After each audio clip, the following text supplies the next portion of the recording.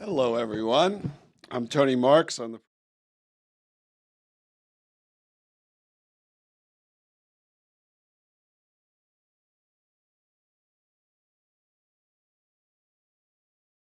great friends at Data and Society. The theme of this evening's event is Reorienting AI for the Public Interest. As we are seeing every day, AI is rapidly reshaping how we live, how we work, how we learn. We've been paying close attention. We've all been paying close attention to these changes, both for the library and for all the people that we serve and depend on us. We know that AI carries great potential and great risks. It can generate impressive, fast, or instant results. It is also prone to hallucinations. In fact, for the first time in 130 years, my colleagues over on the reference desk across the street report that people are regularly coming up and asking for citations, asking to see the citations, and finding that those citations simply do not exist.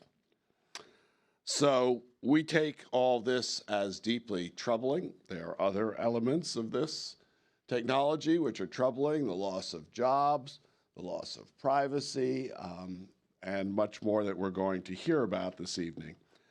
My team is focused on this as we think about how to train New Yorkers as well as ourselves in AI and how we can work to make sure that truth and accuracy remain available.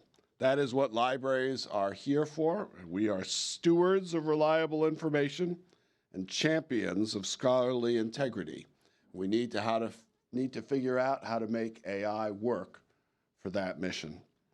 In a world where information is so abundant, the sources and veracity of that information is paramount, not just to the library, but to all citizens. As AI becomes increasingly present, conversations like this, guiding the way, are all the more essential. So tonight, we are so excited to hear the wisdom of my colleagues and friends. I want to thank the Stavros Niarchos Foundation for supporting programs like this evening, and also making possible the amazing building that we are in. So if you haven't had a chance to enjoy this, our Central Branch Library, much transformed from the Mid-Manhattan when I was growing up, which is what was here, I welcome you to do that as well. I also want to especially thank the team at Data and Society, including Janet Haven, Anya Calderon, and Rigoberto Lara for their vision and essential partnership. Thank you for making this possible. Also, of course, the great staff here at Sniffle, as we lovingly call it, the Stavros Niarchos Foundation Library. Billy, who's the director, is here with us tonight, as well as senior librarian Elizabeth Baldwin, and all the folks in the programs and production team who make an evening like this possible. You've already heard a reminder to silence your phones and the bathrooms outside. If you don't have a library card, we urge you to get one. The information desk in this building is one way to do so. You can also do it online. I also want to encourage you to visit our website to learn about more programs. Here at 7 stories up in our series on the 7th floor, there's a beautiful terrace as well, so if you get here early, you can enjoy that. Now let me turn it over to our colleague and friend, Janet Haven, who's the Executive Director of Data and Society. She's worked at the intersection of technology, policy, governance, accountability for a long time. I'm not going to say how long. Both domestically and internationally. She's really a visionary in this field, and we're so delighted to be working with her. She will introduce the panel. We look forward to it. Janet.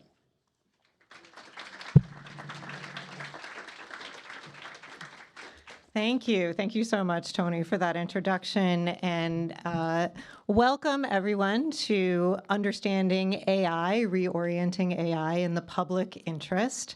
I want to start also by thanking our partners, the New York Public Library, the Stavros Niarchos Foundation Library staff. This has been a terrific collaboration. We've really, really enjoyed it, and we're so grateful to be invited into this beautiful space to hold this series of events. For those of you who aren't familiar with Data and Society, we are a nonprofit research and policy institute. We've been based in New York City for more than 10 years now. And what we do is we study how AI and other data-centric technologies impact people, communities, the environment, our democracy. And we look at that through the lens of power, of who is benefiting and who is left out in decisions about technology. And we use that knowledge to design policy that prioritizes people over technology. It's not up right now, but there will be a slide running around sometime tonight that has a QR code. If you'd like to look at our website, sign up for our newsletter, we would love to have you join us as part of our network. So please do check us out. This is our third event in the Understanding AI series. The first two events are online. What people need to know about AI and the environmental impacts of AI, which we did during Climate Week here in New York City, which was a lot of fun. Tonight, as we said, is about reorienting AI for the public interest. And what I'd like to do is to introduce our three fantastic speakers and then get them on stage and do a little tiny bit of frame setting about what we're doing with this series, Understanding AI, and particularly why we're talking about the public interest as a critical frame. Our speakers tonight are truly an amazing group. I am very delighted to have them all together on stage. They are all public interest leaders, they're advocates, they are founders, they are authors. I'm going to start with Catherine Bracy. Catherine is a civic technologist. Come on, Catherine. You're a civic technologist, a community organizer. She leads Tech Equity, the nonprofit advocacy organization in California. They have been the pointy end of the stick in passing a number of bills about regulating AI, so thank you for that work. She focuses on the tech industry's intersection with political and economic inequality, and you should all read her book that came out earlier this year, World Eaters, about venture capital, which is also one of the greatest names ever. Julia Angwin is our next speaker. She's an award-winning investigative journalist on technology and accountability. She's a best-selling author, a New York Times opinion columnist, and she is launching a new media and democracy initiative at the Harvard Kennedy School next year, and we're going to get her to talk about that tonight because it is very related. And finally, Dr. Charlton McIlwain. Dr. McIlwain is a public interest technology advocate in the universities and outside of the universities. He is vice provost at NYU and a professor of media, culture, and communications. And he is also the president of Data and Society's board of directors. So thank you, Charlton. So I want to set the frame before I jump up on stage and join the panelists. Why are we talking about understanding AI? I think that's really what we need to get to. And the way I would put it is that there is a real paradox in how we are being shown AI, how we're being told to understand AI right now. The messaging is incredibly contradictory. We are told that AI promises both vast prosperity and also mass unemployment. It promises a solution to climate change at the same time that we are seeing the rise of data centers that are competing with communities that they are displacing for natural resources. We're being told that AI will bring about a healthcare revolution, that it will cure cancer at the same time that we're seeing these very, very troubling mental health effects around the use of chatbots.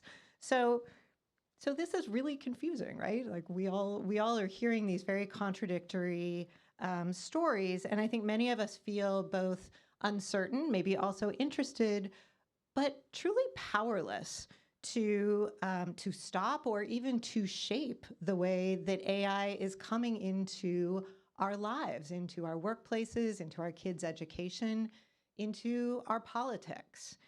And so that's what this series is really about. How do we make sense of AI's social impacts? How do we unpack the power dynamics and the politics behind this moment? And what we're talking about specifically tonight is, can AI serve the public interest? I'm very, very happy that we're having this conversation in a library. Libraries embody the public interest principles. We are replete with public interest by being here. Libraries are publicly funded. They are accountable to their communities. They stand for equitable access to information, for democratizing knowledge. And that's not really what we see with AI. What we see right now is an environment that's opaque, that lacks transparency, that is ungoverned, that is unaccountable to the communities that these tools purport to serve, and that is heavily controlled by private interests. So that doesn't set us up for public interest AI. But there is something that we could be doing. There are many things we could be doing to pull in that direction. And so that's where I want to start tonight. I'm going to leap up and join the panel.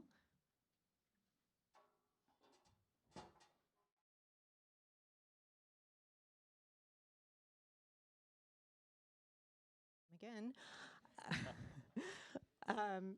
that's where I want to start, is with the idea that we could have a positive vision, that we need to know what it would look like to have AI in the public interest. So I'm gonna turn to Charlton, who has given this a lot of thought, to frame this out for us. What does it look like to have AI in the public interest? Thank you for the question. I am going to address that by taking us back. I'm a technology historian, so we're going to travel a little bit back in time to about 1963, where I think we find what has been, for me, the clearest and I think smartest articulation of what public interest technology, public interest AI really is and should be. And so we go back to 63 to a guy named A. Philip Randolph. Some of you are probably familiar with him, labor leader, civil rights leader. And this is at a time where I talk about it as the first AI revolution, the moment in time where we're transitioning from machine-based automation to computer-based automation, and people are talking about thinking machines and so forth. And A. Philip Randolph, as a labor leader, was engaging this new machine. And this is what he said, two particular things about technology. Number one, technology is the creation of the people. Let that sink in for a moment. Technology is the creation of the people. I won't go into all the implications, but you can think through some of that. Number two, the people should share in the fruits of technology.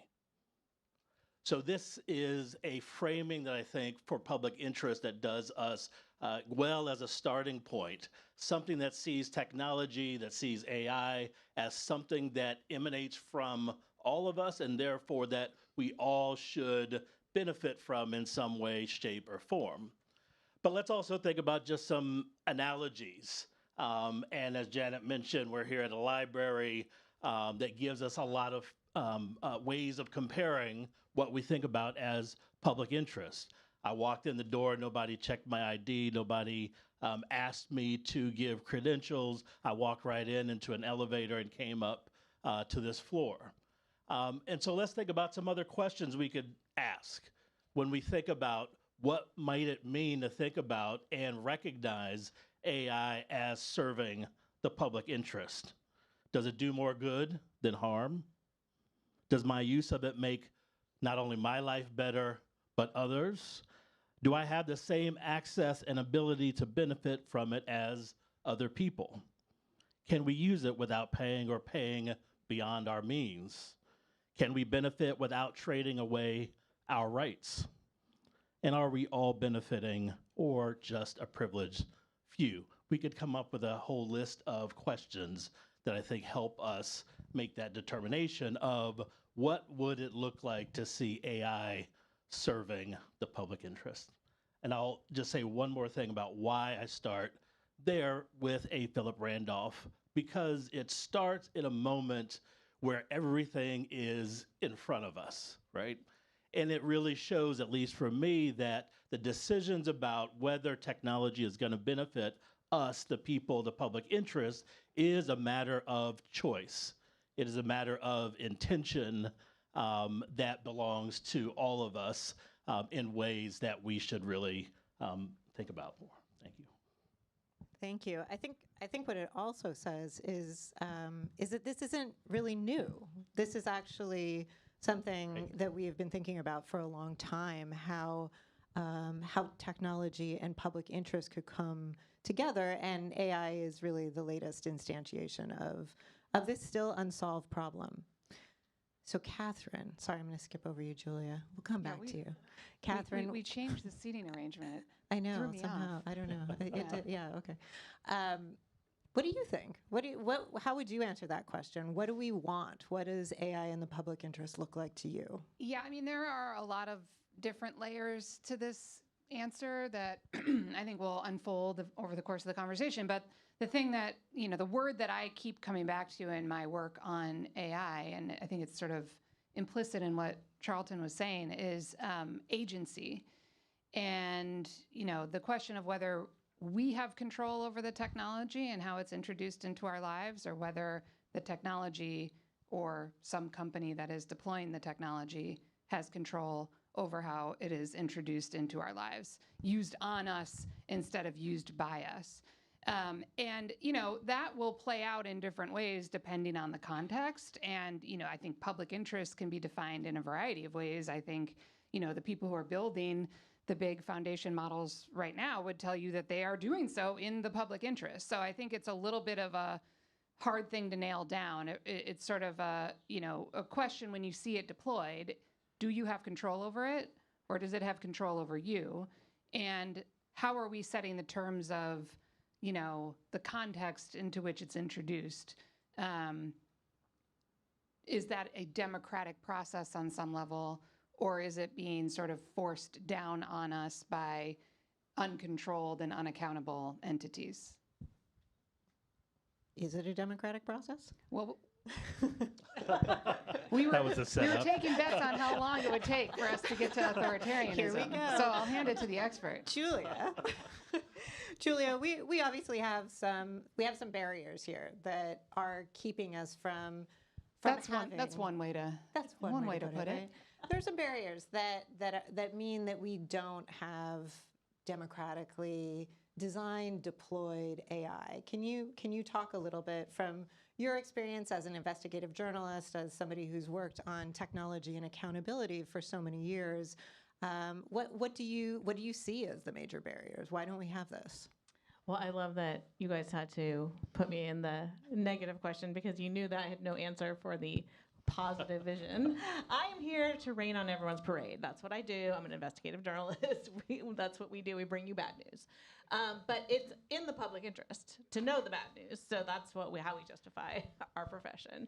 And I think when it comes to AI, actually, I want to talk a little bit about, because I grew up in Silicon Valley. I grew up in Palo Alto. I started coding in 5th grade. I actually grew up sort of believing that it was going to be this empowering force in the world. And honestly, at that time, it was sort of a college town, Palo Alto, and it was a hobbyist thing. And so I wasn't entirely delusional to think there were a lot of great possibilities with technology. But ultimately, I moved from being in the tech industry to covering the tech industry. And I have spent almost my entire career basically trying to hold these technologies accountable. And let me just break that down for you sort of very specifically. So when I was growing up, what you would do is you would write a program, and you would write a program that says, tell the computer to write the words hello world. And then it was super exciting because then the computer would say hello world, and you were like, I've achieved something. What AI is essentially a program that says to the computer, say something, and it gets to decide whether it's saying hello world. So essentially AI is just when we move from telling the computer what to do and allowing the computer to predict what we want, right? And so I have been, as a journalist, basically trying to hold those predictions accountable. So for years. We used to call it big data, and now we call it AI. We used to call it algorithms, whatever you want to call it. I have been sort of trying to hold those predictions to account. So a very classic article that I wrote about 10 years ago was about an algorithm that's used to this day in the criminal legal system to predict whether someone will go on to be arrested in the future. And this software claimed to be able to predict if you will be arrested again after your current arrest within 2 years. And so I actually collected all the data to see were the people that it predicted that would be arrested again actually arrested. And I wanted to examine whether there was any racial bias in that, because we know our criminal legal system is a racially biased system. Big surprise, what do you think I found? Yes, you're right. This was a racially biased algorithm. It was predicting Black defendants would be rearrested at twice the rate of white defendants, and it was actually inaccurate. When it was inaccurate, I'm sorry, I'm describing it wrong. Its error rate for Black defendants was twice as high as it was for white defendants, meaning it was basically willing to over-predict criminality for Black defendants.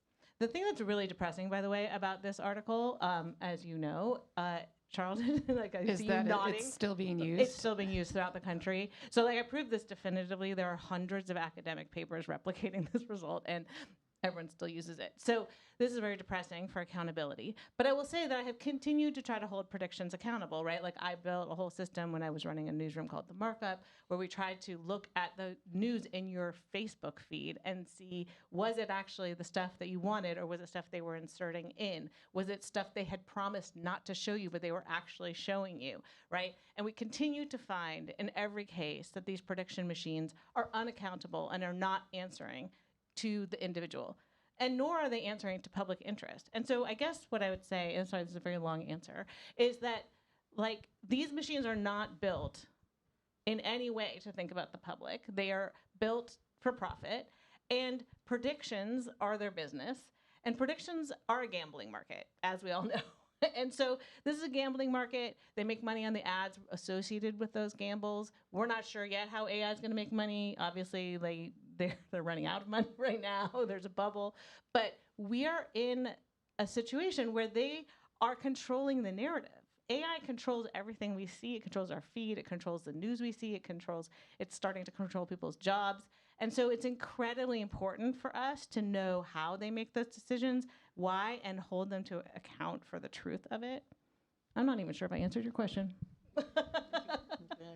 Yeah, because you brought up this particular case, to point out something else that I think is troubling as we look to the future of AI, which is to point out that the basis for that particular case study was laid by 1967 in terms of both the data and technical foundation for predictive policing. And so I think what that tells us is on a long arc and horizon of thinking about these types of uses of computing, whether it's AI or otherwise, we now have a historical problem of trying to break out of a long historical trajectory about how these things will be used.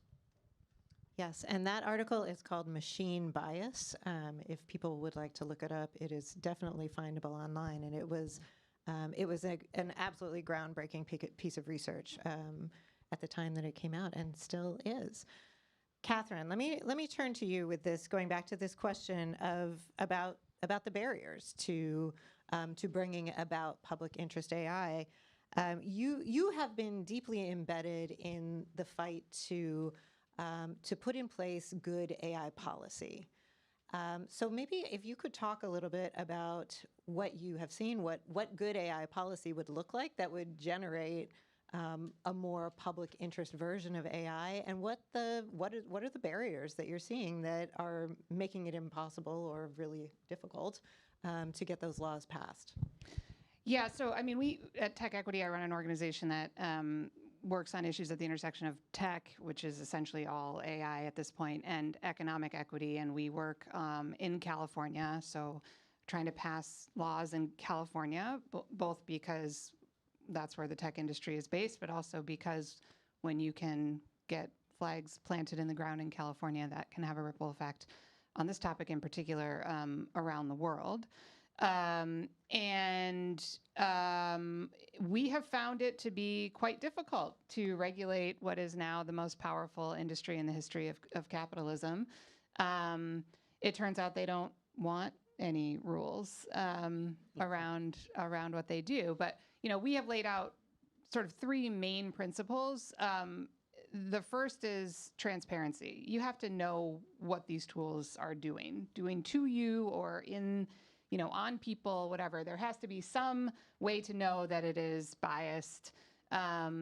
Second is there has to be some accountability mechanism. So when these tools are violating the law or creating a disparate impact, can they be held accountable? Can the people who build them be held accountable? Where does accountability lie? And third, which I now believe is sort of the prerequisite to all of this and is where a lot of our work is going now and is sort of tangentially connected to the book that I wrote about venture capital, is corporate power. We have to address corporate power. If these companies were not as powerful as they are, I don't think we would have more space to imagine the way that these technologies could be good for us rather than harmful to us. And I slightly disagree with Julia's take. I feel like there is a way to shape the technology. I don't think the technology itself has value. It is inflected with value by the economic structures that are surrounding its creation. And we could create different economic structures. I have a genetic disorder that, gives me a much higher chance of developing a deadly disease than the general public. I would really like AI to be deployed to solve that, to cure that disease. Right now, it is not pointed in that direction, although we were promised it would be pointed in that direction. It was pointed in the direction of delivering sexed bots to 8-year-olds and automating all our jobs away with no promise of any care. I mean, that's actually what they're building. I think that if we can tackle the economic structures around the technology and the power of the industry so that there is some balance and control in the government, which is ultimately us, then we will start to see a lot of the good use cases for the technology come to fruition. And I think, I don't know how much, and mitigate a lot of the harms, I think, that spring from a lack of accountability, but certainly create space for us to imagine how we might use these tools for our benefit. Okay, thanks. I'm gonna come back to you in a little bit to talk more about that idea, and to Julia about what are the levers for challenging corporate concentration of power. But before we go there, I want to kind of not wrap up, but to talk about one more aspect of the barriers that we see to creating an environment where AI benefits the public. And Charlton, I want to ask you to talk a little bit about what you have seen in public research institutions, where there has been a very genuine and concerted push for a public good approach to technology. And yet we still see a real gap between what the ambitions there are and what kinds of real engagements with the public are happening. So maybe you could tell us a bit about that.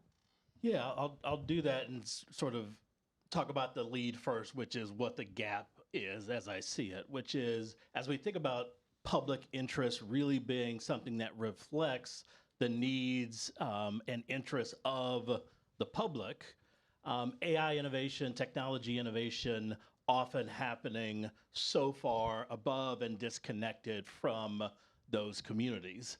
And so as I sit in the networks that I've really spent a lot of time among over the last few years, there is no shortage of interest and I think goodwill to think about how do we really do this differently? How do we build legitimately in the public interest?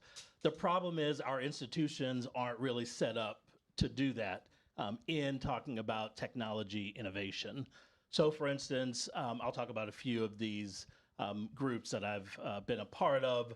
Public Interest Technology University Network, that sprang up 5 or 6 years ago, really to help coalesce the academic community around thinking about how do we develop and deploy technology in the public interest, which really has to do with shaping a new generation of civic-minded technologists, people who are building, have an appreciation for the socio-technical understanding of technology without just fetishizing the technology, whether that's hardware, software, or otherwise.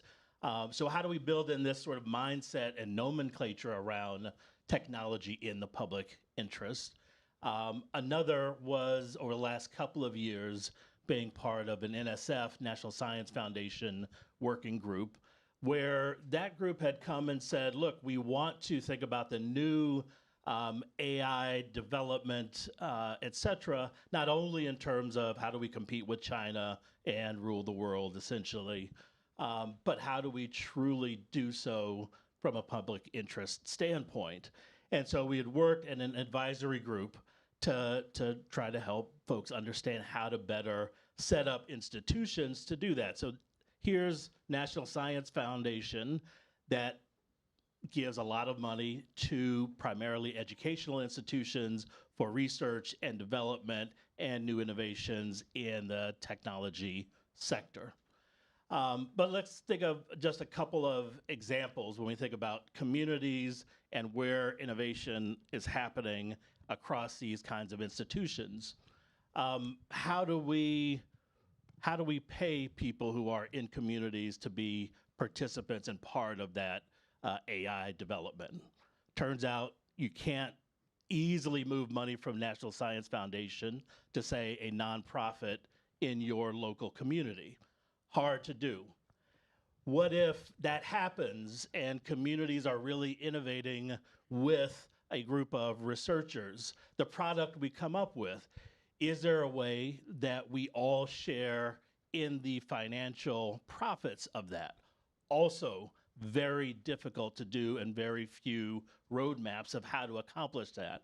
And so in that case, as well as others, I think, again, the issue is how we close that gap and come into greater proximity with the actual public and communities that we want to really be working with, developing with, and in. One last example we talk about, many of you are probably familiar with, various forms of public compute access in New York. That might be Empire AI, that some of you are familiar with, to give folks access to compute power for research and development purposes. And there again, just a couple of weeks ago, meeting with a group of researchers from across the state who are working with that particular type of access. Everyone's interest is, how do we move this closer to communities? And the problem is that right now, Empire AI is set up to really work and be accessible to a very small group of researchers in computer sciences, even difficult for folks in social sciences, computational social sciences. So again, how do we traverse that barrier to get our institutions closer to the community to really build what is in the public interest? Great, thank you. Okay, so I want to talk a little bit more about levers and the levers that each of you has used in different ways. Each of you are directly involved through your work in pushing for a more accountable, more public interest technology environment. And each of you is using a different kind of lever to do that. So I'm going to ask you, Julia, to talk a little bit about the different kinds of work that you are doing or have done through the media. I think you have done a really interesting project through your organization, Proof News, on election information in chatbots, and you are also starting a center that is tackling another aspect of a public interest technology framework. So I wonder if you could talk a little bit about those levers. Sure. Yeah, I basically, my approach to everything is like, we should measure it. Like basically we can't know what's happening if we don't measure it. So in 2024, I was thinking, okay, we have this big election coming up. It's going to be our first AI kind of election. So let's measure how the AI models, which ones tell you what about the election. So I actually flew a bunch of election officials from states and counties around the US to New York. We had a day-long testing session where they put in common questions that voters ask, right? And they'll ask, can I use can I send my absentee ballot by this day, or can I wear a campaign T-shirt to the polls? That's not legal in many states. All sorts of questions that are very common, and they entered those into the chatbots. So we had like Claude, ChatGPT, Gemini, etc. The main top 5 ones. And we expected that, they were going to probably get most of them right, because all of the AI companies had actually made a pledge that they were going to send any voter queries to trusted information sources and not try to answer them themselves. They said, we're going to actually link out to trusted information sources. The National Association of Secretaries of State, which is basically all the people who do voting, had built a website for them to link out to. And none of the chatbots linked out to it. None of them. And they made up all sorts of crazy stuff. I remember that Meta's Llama model AI, it basically said, it invented a whole vote by text situation where you could, it said you text this certain number and then you get a thing, and then it had 6 steps on how you can vote by text in California. You cannot anywhere, actually, not California, not anywhere in the world. And they just made up places. They would say in certain places, there was one to Philadelphia neighborhood, I'm sure it was not a coincidence that it was a black neighborhood, and they just said, oh, you can't vote in that neighborhood. It's like, okay. So they just made things up left, right, and center. So the accuracy rates were extremely poor across all the models. At least, most of them were 50% inaccurate. And some models were worse than others, but all of them performed extremely badly, to the point where if it was a human, they would have been definitely fired from their job. And the thing that was so depressing was we wrote this big article, put out all this data, talked to all the companies, and they all said, oh, we're going to do better. And then we continued to test throughout the year. So we published this in February 2024. The election is in November, and nothing changed. They didn't update anything. They didn't fix anything. By November, they were all still inaccurate. I will say this, though. Meta did remove the vote by text piece. So that they were like, yeah, that seems weird. But all the rest of it was still inaccurate. And I think that this is a really disturbing thing, because we're in a weird world where it used to be that the tech companies tried to pretend to be good. Remember when Google had that motto, don't be evil, et cetera? That was already waning, right, in 2024. They didn't feel ashamed that their models were saying inaccurate things and that they weren't living up to their promises. And now, the elephant in the room is that they are more aligned with this government, this administration, than we ever have seen, right? This is suddenly a merger of corporate and governmental power we've never seen before, and very terrifying.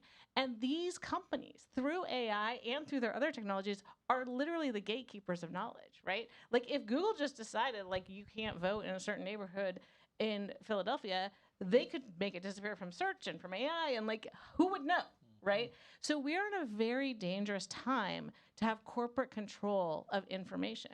It's interesting that we're in a library, because we have a model, actually. What does it look like to have a public interest gatekeeper for knowledge? Oh, it looks like a library. It looks like public funding and public oversight. So it's not like we have to invent something new, I'd be happy to give all this technology right to you, Tony, and you can just take care of it. Catherine, you want to come in on that? Levers, I think. Levers. Levers. Levers. Okay. Levers. Transparency, certainly helpful. There also does need to be some accountability, right? And accountability in this case is only going to come from government, creating both, new frameworks within which we can enforce our own rights, but also the enforcement mechanisms themselves. Many of these laws already exist, and there just needs to be more capacity to enforce them. Some new laws need to be created, and those are a lot of the things that we're trying to do in California. Everything to me looks like politics, and when I think about politics, I think about power. You can derive power from three places, really. You can have money, you can have positionality, you can have a base of people. And so I think really the key for us in California to unlocking change on this topic is, first of all, like, elected officials do not believe that the public cares what they do about AI. They have been fully captured by industry. Those are the only people they're hearing from, other than sort of the groups, including Tech Equity, who they don't really think represent actual people. And so we need our elected officials to know that people care about this topic and are going to hold them accountable for the decisions that they make. If they're handing over, carte blanche to the companies to do what they want, they're making these decisions. People need to let them know that they've seen that and that they will be taking that into account when they vote. That still has an influence. So, I mean, I think we should not underestimate the power that we have, and our power is an enormous lever, I think, in this conversation. We've done a lot of work around like how people think about AI as an issue, and to develop narratives to talk about this publicly in a way that's going to be resonant with people. And surprise, surprise, the general public is a lot more concerned about this than the echo chamber of, decision-making halls like in Sacramento or Albany or DC or wherever. So, I'm hopeful that we can start to build some broad-based political power to signal to elected officials that they have to be accountable to their voters and not just to these corporations.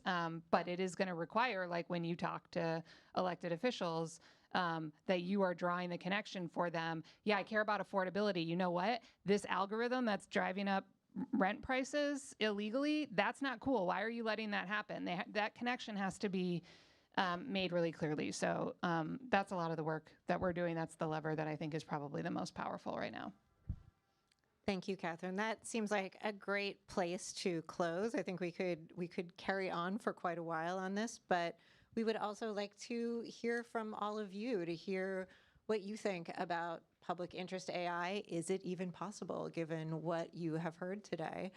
So we're going to open this up for questions. I think there are microphones around. Yeah, please raise your hands.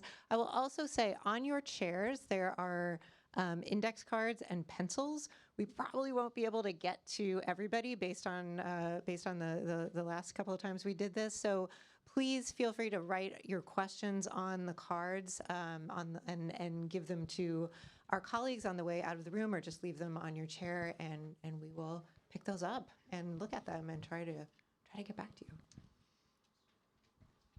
Hi, thank you so much for coming. Hi. I'm right now a junior in high school, and I'm currently working with our administration on forming a sort of teacher-student AI board to talk about regulations, because I've talked to a lot of my fellow students and no one really knows what you can do with AI. Can you use it for grammar? Can you use it to help shape your ideas? And I was wondering if you had any ideas on, especially for high school students, younger kids, on regulations on AI, if you think that in schools it's something that can be used in the interest of schools, and how to shift it away from, how to use it to actually enhance your learning. All right. This is coming my way. A couple of things I would point out. There are a few groups, and I would love for you to get my contact, and I can give you specific contact to the folks I'm talking about. One is an organization that is specifically a group of college students, but they work backwards and really mentor and work with high school students in thinking about emerging technology and all of these issues that you brought up around policy, or what does it take to innovate, or what types of education do you need to have if you want to pursue this as a career. So there are several organizations like that that exist. There's also another that's based here in New York called Cyber Collective. It's an organization that works with folks from across the age spectrum, but very specifically with high school students around issues of digital safety. And a lot of that has to do with emerging AI and what that has to do with things like spotting scams and understanding how AI works in the course of your ordinary use of the internet or other types of technology. So if you would get in touch, I would be happy to give you other detailed organizations that do the type of work that you're looking for.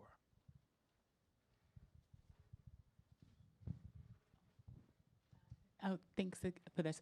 I asked Assemblymember Mandani when they first was campaigning, how do they bring this technology, AI specifically, to communities, especially communities that been that's been impacted by the criminal justice system. But I do believe that AI could be used for the public interest. I know a couple of months ago, Data NYC did something where they used, and I forgot the company's name, where they used AI to sort of look at the city council meetings, and you can use AI to sort of go through all the meetings. I don't know if folks are familiar with that. It's pretty cumbersome, to go through all of that. So that was, I thought, a good public interest thing. As I use AI and familiar with different things, and mainly agentic stuff, the understanding, for people to understand the technology. I know it in my walks, it's challenging, because as much as it is disruptive, we can't even get Siri to act a certain way. And so I do see how this could be good, but I do know that it's not going to be as promising as much as people think there is, right? And so my question is, how do we get this more education, as in, like, let's calm down, like this may take over your job, and I think that some of those companies are putting this out there and over-delivering and not having an enterprise model, right? Because that's what's going to happen. So how do you educate or tell your fellow colleagues that you want to be in public interest with that, hey, yeah, let's use this for the greater good? And these are some of the examples. But yeah, so thanks. That wasn't too long-winded. Yeah, I mean, it is very challenging because, hopefully great investigative journalism and explanatory journalism can help. But, the industry relies on creating a public narrative around the technology that serves their interests. And I think, this whole conversation we have about a race with China is a very deft narrative frame within which to situate, decision-making about how this technology will be deployed. And it is intentionally obscuring how things actually work. So I think there is a question, and maybe this is a question more for folks who are in the business of public education, at universities or libraries. How can you distill out the facts and and give people a space that is informed by reality and not a bottom line, right? Or a desire to build the bottom line, and so that they can be smarter decision makers in the public. I think it's extremely challenging in this moment, not least because our information environment is fundamentally broken. But I'm offloading this problem to the libraries, the universities, and the media organizations that are going to solve that problem for us. So I'm not sure why I answered this question. I guess I would also say, I think some of what we're trying to do here in these sessions, and I think in other public conversations, is to provide some frames that are outside of those kinds of, sort of company-driven narratives about AI. And then I I think what needs to happen coming out of that is exactly what we just heard about from the back of the room, that it is a conversation that needs to happen within communities as people learn more about the technology and start to make decisions about how they want it to come into their lives and the kinds of norms and rules that that are going to make it beneficial. And I think that community process of discussion is going to be really, really important. Hello. Hello, everyone. My name is... Hello. Hello, everyone. We hear My you. name is Sergio Monteroso. As a founder of a nonprofit that's actually in this space, we're focused on educating and bringing AI literacy to youth and community leaders to kind of combine them so that we can focus on creating agentic AI, multi-agentic AI systems that actually help communities. We just finished our first prototype after a hackathon, and we're ready to pilot it. But something that's been really affecting me is this thought of, hey, we built this agent on these large LLMs. So how can we build a large community infrastructure, a large ecosystem, without conducting ourselves with what already exists, without building our own public large language model? Yeah, well, I mean, this is what you spoke about with Empire AI. I mean, the idea is that it should be a public resource, right, for this kind of thing. There's one in California that we're starting to build out called CalCompute, but it sounds like there are some real barriers to actually getting it into people's hands like that. Yeah, well, I think you point out the issue. It is rely on existing LLMs that don't represent or reflect accurate elements of the community that you're working in and for. And so then the flip side is developing your own LLM or something else that represents that more closely. But that takes a lot of resources. And so I think that's where we see the need to close the gap. It also is not without its own risks, right? And so there are conversations about, should we take the archives of Black folks and put it into an LLM? What does that do in terms of risk, et cetera, for people in that community in a number of ways that we could talk about? So it's somewhat of a double-edged sword, but I do think the gap is, if I want whatever that we happens to be, reflected in here's how we want AI to be used for us, there are a lot of gaps to be sort of filled in about how we get more we in the AI, as it were. My name is Alan Poucher, and I represent a part of the society that is not very familiar with the use of AI. But one of the things I've observed is that, especially in the area of controlling social media, that there may be an incredible economic force which drives against any type of rulemaking or any type of control. And in the environment where public research is being defunded by the government and the resources that you must be competing for to control in the public sector are diminishing, how do you formulate a process to begin rulemaking and to overcome these incredible economic challenges? Because these people have got a lot of money and a lot of power. And thank you.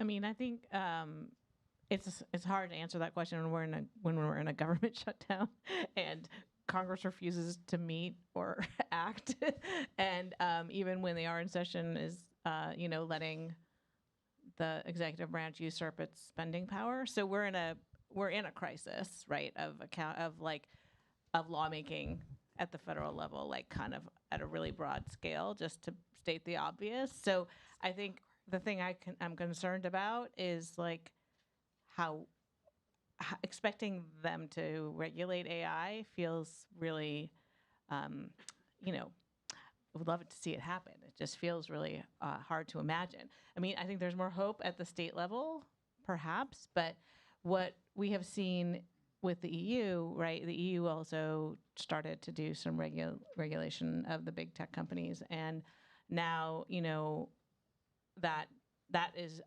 in peril because the U.S. is essentially the government is sort of negotiating with the EU to drop those things and as part of tariffs and et cetera. So it's very hard when you have, this is where I think we're really in a very dangerous moment when you have the government aligned with these corporations. These corporations were already the most powerful in human history. We've never seen corporations with this much power. And then when they're aligned really in a way that we've never seen with the most powerful government, it's terrifying.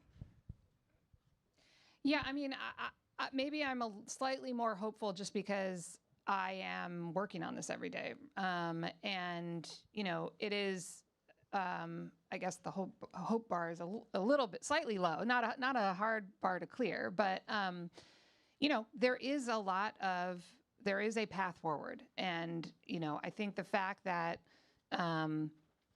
Meta and Mark Zuckerberg have decided they're going to spend $100 million on statewide races in California in 2026, which is an enormous amount of money in statewide elections, even in a state the size of California, says to me that's a real indicator that the work we're doing is having an impact.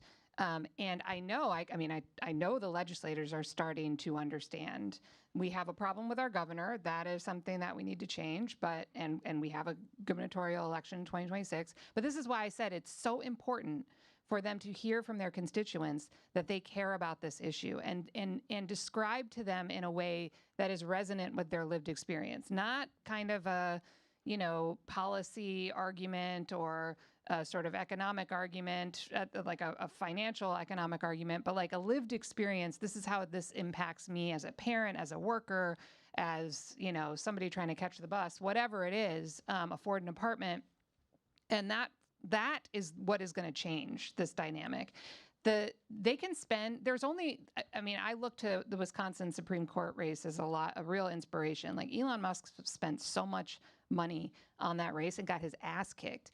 And, that's because he was wrong and he didn't have public opinion on his side. So that's worth a lot. And I think if we can galvanize that in an effective way, it is not a foregone conclusion that they can just spend all the money they have to buy our government, and it will be so. We need people to stand up and make it clear that this is a political issue for them, and that's the way that we're going to win.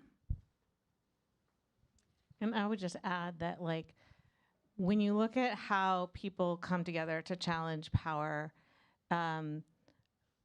traditionally it has been through alliances like labor unions, students getting together. I appreciate the high school student who's gathering her classmates. This is how you challenge power. You have to get together with other people. And we are in a moment of democratic backsliding. That is what's happening right now. And in those moments, you need solidarity. People need to get together in groups, in movements, in faith groups, in labor groups. And so I just want to be clear, that is the only option, honestly. You don't usually vote your way out of democratic backsliding. You actually have to be out there and challenging through whatever levers you personally have at your disposal. Hi, thank you so much. This was such a fantastic panel. My question is around conversations I'm having in my job. I work for a VC-backed startup doing agentic AI, so trying to make change from within, but also feeling a bit like the enemy, which sucks. But I find that the one conversation that a lot of folks are willing to have within the tech industry is the job loss conversation, especially as developers and software engineers, once seen as, the mecca of job security. Once it's their jobs. Yeah. Exactly. And it's kind of my foot in the door of having the conversations. But what I'm also finding is one of the biggest conversations back is, well, every industrial revolution has had job loss, and how is this any different? And how can we compare this? Would we not want the printing press? Would we not want the internet? And that's kind of what I end up getting back. And so I'm curious, like, I've yet to kind of form a response to that continues the conversation effectively. And I'm curious how you guys respond to that kind of debate. Because it does feel both the same and different. And I do think that I don't think the conversation should just stop at, well, job loss is inevitable, and do we not want the printing press, you know? I'm sorry to be always like, I'm just Debbie Downer here, but like, is AI really the printing press? Like, it writes mediocre emails. You know what I'm saying? Like, I'm serious. Like, I just want to see the proof that, like, I think it's good at summarizing large documents. However, sometimes it's wrong. So you do need to check that large document to see that the summary is correct. So it's like, okay, it gives you like it's like I described it in an article I wrote for the Times last year as a bad intern, right? You got to check their work, okay? Sometimes it's okay, but like you have to double check everything. And so I'm not sure.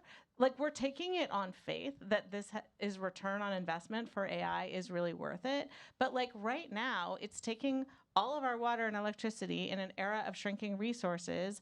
It is taking away all of art, all creative works have been taken into it and absorbed. And so it's taking away an entire class of work, writing, images, voice, and what we're getting is some mediocre emails. And I just want to challenge the assumption altogether. Like, I just want to know if it's worth it. Well, I mean, from a financial, the thing that I would say to those people are, first of all, I think there was a lot of social upheaval after these technological revolutions that, it's like spoken like a person who is not going to have to pay the price for that, who is probably not going to lose their job in that environment, or has a safety net that will catch them if they do.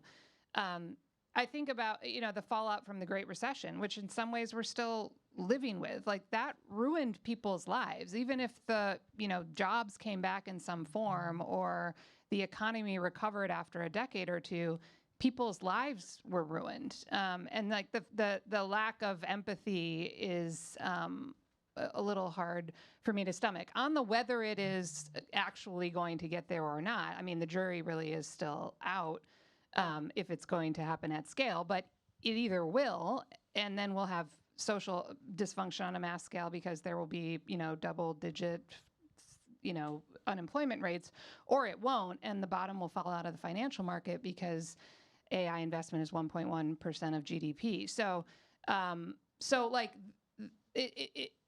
don't think having a conversation with somebody who's willing to be that blasé about the consequences is really like an effective use of your energy. I would say, like, in those moments, take that energy and then go to one of these groups that is trying to help make AI work in the public interest. Yeah, and I think that is the gap I would point back to, going back to A. Philip Randolph. In earlier forms of automation, the imperative was, let's just take that it's inevitable that there will be a shift and change. There's then also the commitment to say we can also use this technology and our will to say, here's what we do to make up that gap, and really think intentionally that, look, this is open to us. We are making those kinds of decisions. And so we could say, how will we, if we accept that AI is going to take over certain jobs, make certain things obsolete, how do we shift and make it such that it opens up other doors of economic possibility? And I will just, I'm getting the look. So we can do one I think more. can we do one more? We're going to squeeze in one more from the back. And I just want to say, if we didn't get to you, those index cards on your seats are a great way to submit your questions, because we still love to know what's on your mind, what your questions are. We have time for one from the back. Okay, great. Hi. Thank you all for coming out tonight and for talking through these issues. So I'm a cybersecurity professional. I've worked in higher ed, now in the private sector, and I've seen generative AI and other AI systems used both by threat actors, that's malicious hackers, and by people trying to introduce it to our environments, trying to be constructive, or maybe just chasing the latest trend and trying to appear future-facing. And I can tell you that it is I think it needs to be regulated out of existence, particularly generative AI. It's in my view, it is inherently fascist. I don't think there's a way to describe it other than the tech industry's attempt to completely control the information environment and engage in like just poisoning the well of civic discourse and basic humanity. And if you are, I just want to second the the praise for the high school student who spoke up earlier. If you are a student in a public school, if you are a student in a university or college, please organize, or you're a parent of a public school student, please organize and try to get it out of these systems. It does not belong there. It will just demolish literacy rates. MIT did some research on how it harms people cognitively when they try to use it to perform tasks. And I can see that in my workplace. When people try to write code using AI and it churns out the most insecure, inefficient garbage. And again, using more resources than anyone of us individually will have access to at any point in our lives. And the amount of money it uses, just a mess. But my real concern now is how it is being militarized.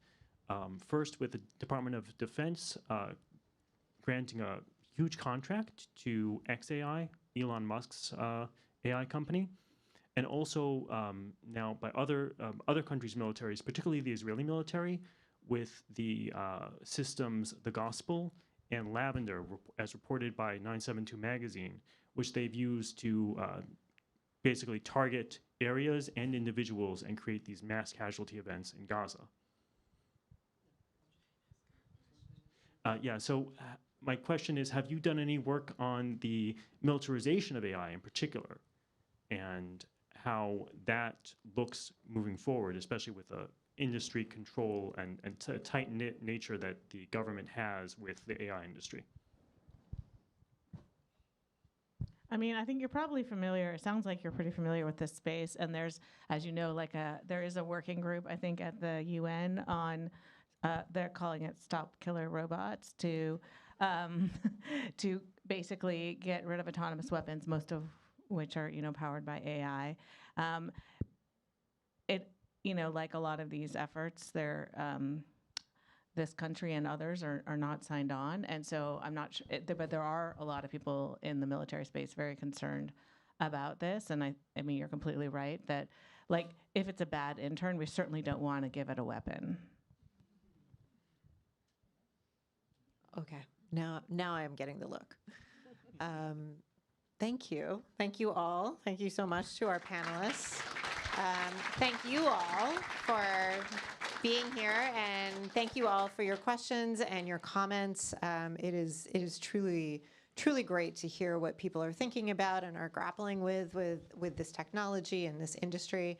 A couple of quick things for the person in the back who asked about work and jobs. Our next panel in this series will be AI, work, and human value. So I hope you come back, because I think we'll take a much deeper dive with a couple of people who are actually in this room right now into those questions that you are raising, which I think are really, really important and difficult. And then the last thing I will say is that, please leave, two last things. Please leave your questions on your chair or give them to colleagues on the way out. And if you would like to learn more about data and society, our QR code is up there, and we would love to hear from you. Thank you all so much for being here tonight, and thanks again to our panelists.